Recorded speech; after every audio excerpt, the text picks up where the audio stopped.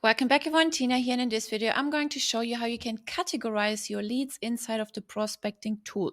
So you can create categories, you can assign them to your prospects, and then you can filter through your whole list of prospects in order to find those a lot faster that you need right now. Let me show you how you can do this. Awesome. First, you want to make sure you're logged into your agency account. Then click on prospecting on the left, click on all accounts, and here you can see the drop-down menu categories. Here you can see a little note that we have 10 prospects in our list. All of them have not been categorized just yet. So either you click on categorize now, or you click the drop-down menu and you start adding categories. Now, let's say you have different prospects for different industries. So you could add different labels for different industries.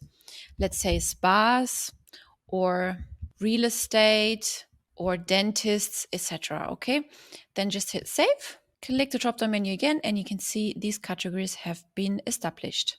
Now, we can't filter through the list just yet because we haven't labeled our prospects yet. So let's just do that real quick. Let's take the first one right here. Let's click the drop down menu and let's select spas and let's hit apply categories.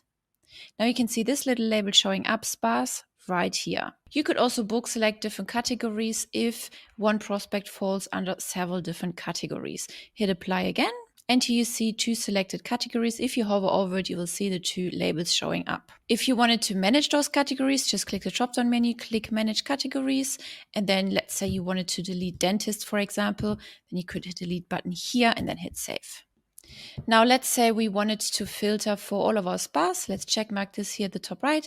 Let's hit apply. And then only that one prospect shows up that's been labeled with spas. Amazing. Now, if you click on the prospect and go into their file, you would click here on general info, scroll down, and here you see also the categories showing up. And that's it already. This is how you create categories for your prospects inside of your prospect list inside the prospecting tool.